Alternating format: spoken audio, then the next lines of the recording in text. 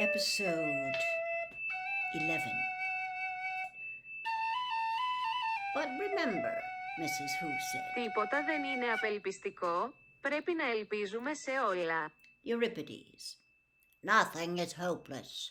We must hope for everything. Where are we now, and how did we get here? Calvin asked. Uriel, the third planet of the star Malak in the spiral nebula Messier 101. This I'm supposed to believe? Calvin asked indignantly. As you like, Mrs. Which said coldly. For some reason, Meg felt that Mrs. Which, despite her looks and ephemeral broomstick, was someone in whom one could put complete trust. It doesn't seem any more peculiar than anything else that's happened. Well, then somebody just tell me how we got here. Calvin's voice was still angry, and his freckles seemed to stand out on his face. Even traveling at the speed of light, it would take us years and years to get here. Oh, we don't travel at the speed of anything, Mrs. Watson explained earnestly. We tesser, or you might say we wrinkle. Clear as mud, Calvin said.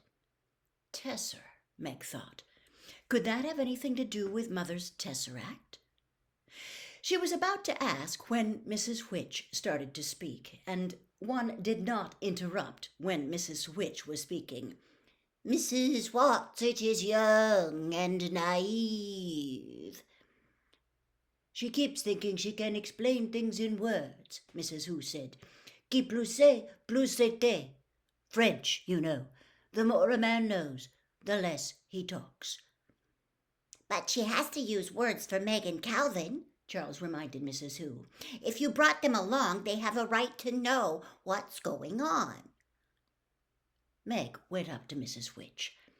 In the intensity of her question, she had forgotten all about the tesseract.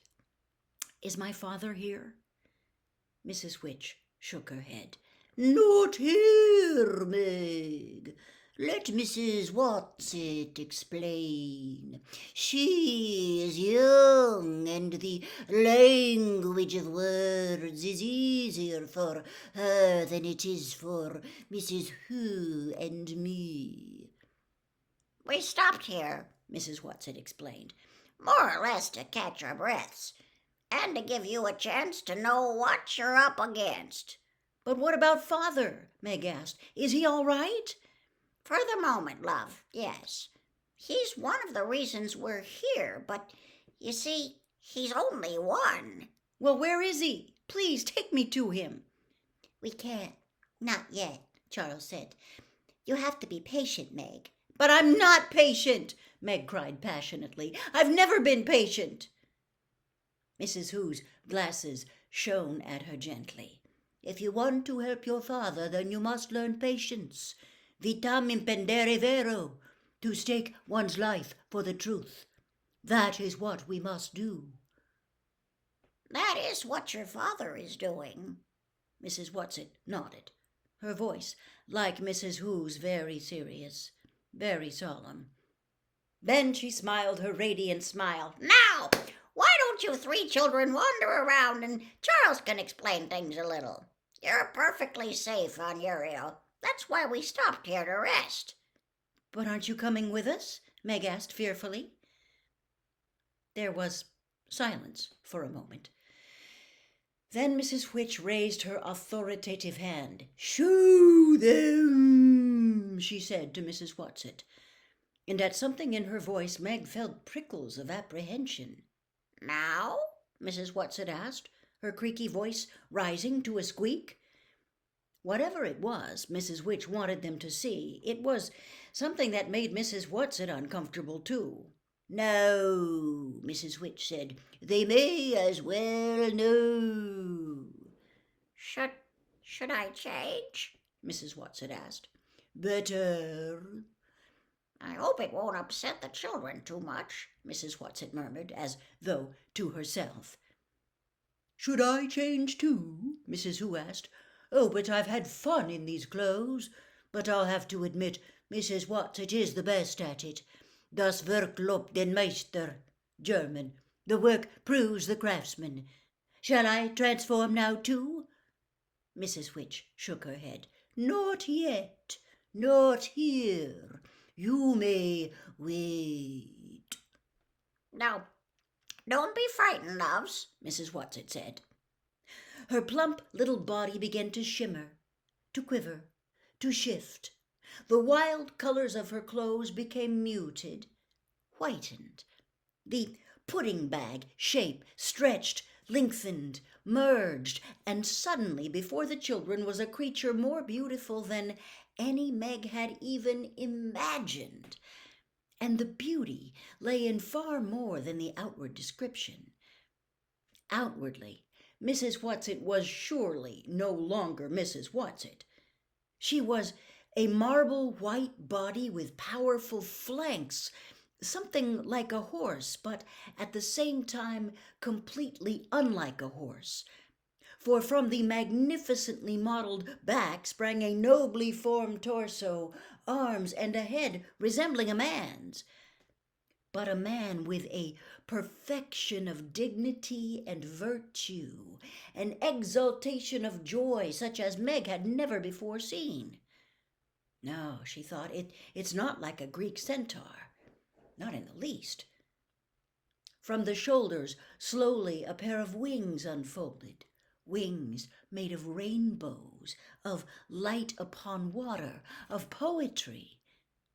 Calvin fell to his knees. "No," Mrs. Whatsit said, though her voice was not Mrs. Whatsit's voice.